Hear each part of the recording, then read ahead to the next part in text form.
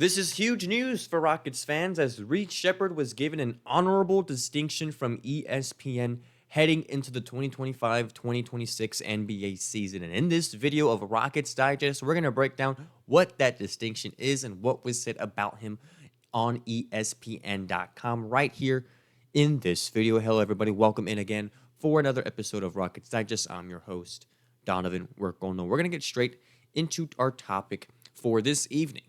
Reed Sheppard. As many of you know, Reed Sheppard is due for a pretty big 2025-2026 NBA season, as a lot has changed within this Rockets roster, and a lot has changed for Reed Sheppard. As many of you know, he is now going to be that backup point guard for the Houston Rockets next year, backing up Fred VanVleet. That's all with due because of the trades that we have made this offseason in terms of, Jalen Green's departure, Kevin Durant coming on the team, and signing players, re-signing players, all that had a big effect and ultimately led Reed Sheppard to being the backup point guard for next season. It's kind of really crazy when you think about it in terms of just how kind of a weird, odd rookie year he had.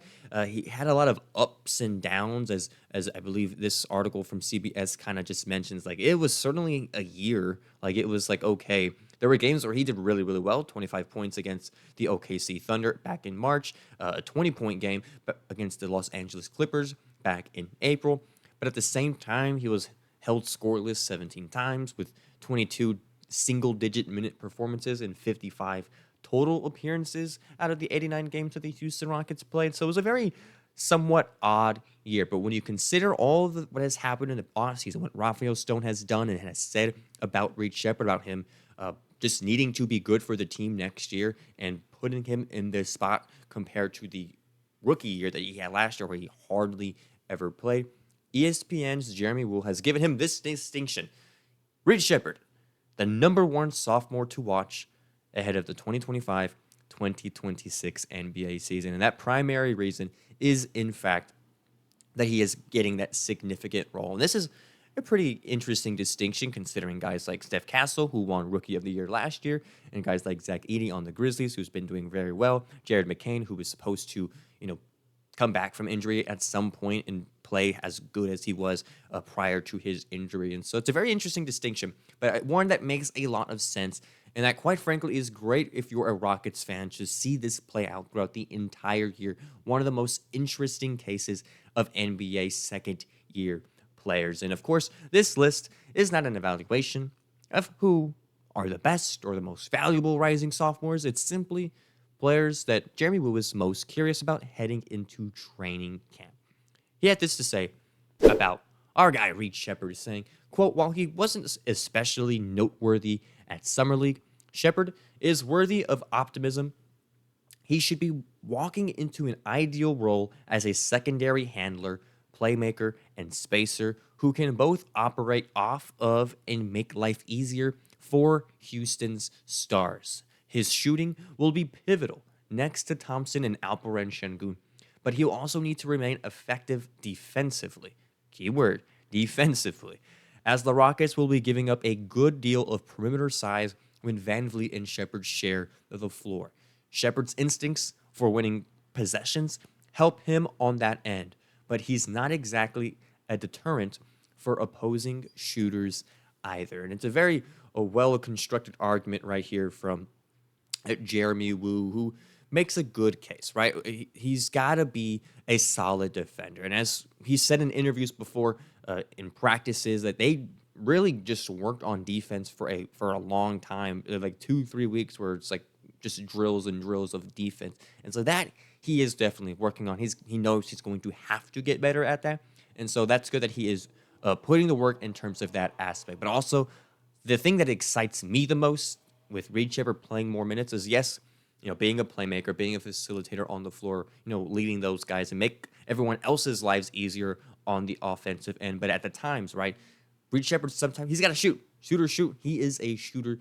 I'm excited to see him finally get more possessions where he can be more comfortable playing and shooting the three at an NBA level, because he can shoot it. He really can launch it from back there, and to see him get more comfortable is just going to make this team a whole lot better. So interesting to see how that will play out in terms of training camp and in terms of starting the season and how he kind of finds his groove within this new Houston Rockets offense.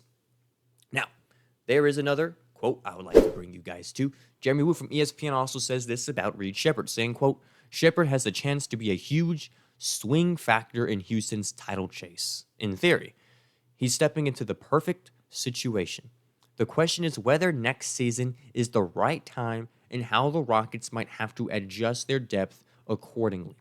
The simple fact is that we haven't really seen him yet, and what it means for Houston's place in the arc of this season earns him the top spot on this list. This is very Star Wars-y to me, of like, hey, you are the chosen one. You are the guy that's going to be the backup point guard, right? But like, it's still a significant role within the team when you really think about it, because Fred VanVleet, love him, but he's getting up there in age, right? Last year, we kind of used an 8-man rotation in the playoffs. It worked for the most part, not really. It would be great to have someone else to kind of facilitate that. Yes, we did at sometimes have that, but with Jalen Green, which was not really working, as we can all admit now, since he's now on the team. But to have a guy like Reed Sheppard back there and kind of dictate what like the second group is, right? Or whether or not, like, if Fred VanVleet gets hurt, right? He was hurt last season. I expect him at some point to miss some time, considering his age, considering just history, right? Reed Sheppard is going to play more minutes, and I want to see how well he can adapt to different rotations, playing with a guy like KD, whose expectations are all the way up here, and Reed Sheppard, not saying he can't meet those expectations, but again, he's essentially still a rookie, still a sophomore player, and a lot of what he decides to do and what he decides to, or what he learns to do and how good he is going to be instrumental on how good this Houston Rockets team is, right? You're only as strong as your weakest link out there playing on the floor and getting in actual minutes. And so to have Reed Sheppard in a position where he can kind of help tip us this way in a positive direction or tip us this way in a negative direction and cost us some games. As we all know, the playoffs are all every possession counts, basically. Every single thing counts. And if you are a player that consistently fails to meet that expectation, then of course you're going to be sitting the bench. You're not going to play a lot more minutes. And the role in which we have you in is not going to be fulfilled by you anymore. Because of all this stuff about Reed Sheppard, right? As high as I'm on him, as some of you are on him, he is a great player, former number 3 overall pick. This is the position that he needs to be in. It's why you drafted him so high. But on top of all of that, there is something that is still pretty clear when you look at this Rockets roster and you look at it and you're kind of just like, yeah, you can't really dispute it. And it's this fact right here, that Reed Sheppard, currently as it stands, is the Rockets' most obvious trade candidate. And now I'm not saying a trade's going to be made. This isn't me saying, watch out, Reed, you're going to not be in Houston anymore. This is me simply saying if the Rockets were ever to make a trade, Reed Sheppard is probably still going to be the first person on that list. We know it's not going to be Jabari. We saw how focused in the GM Rafael Stone was in terms of not getting rid of Jabari. It's not going to be KD. It's not going to be Alperen Şengün.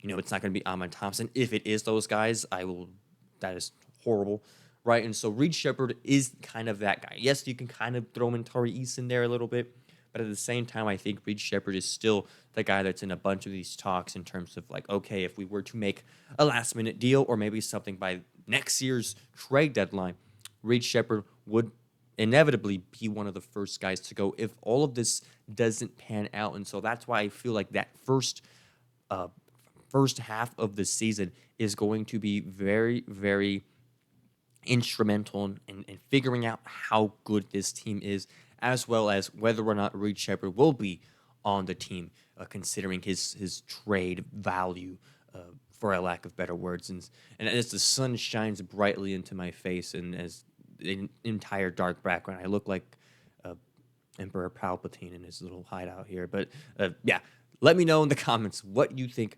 about Reed Sheppard and this new distinction. It's going to be very interesting for sure to watch because all of his entire being, right, is going to have a huge domino effect on everything Houston Rockets basketball. And so let me know in the comments what your thoughts are on Reed Sheppard, whether or not you think he will succeed in this role next year. Again, it's all baby steps. It's all patience. It's you're growing as a player. You're growing day by day. The time may come, and the time for this video is officially up. So thank you so much for joining us here on Rockets Digest. We'll see you on the next one. Take care and adios.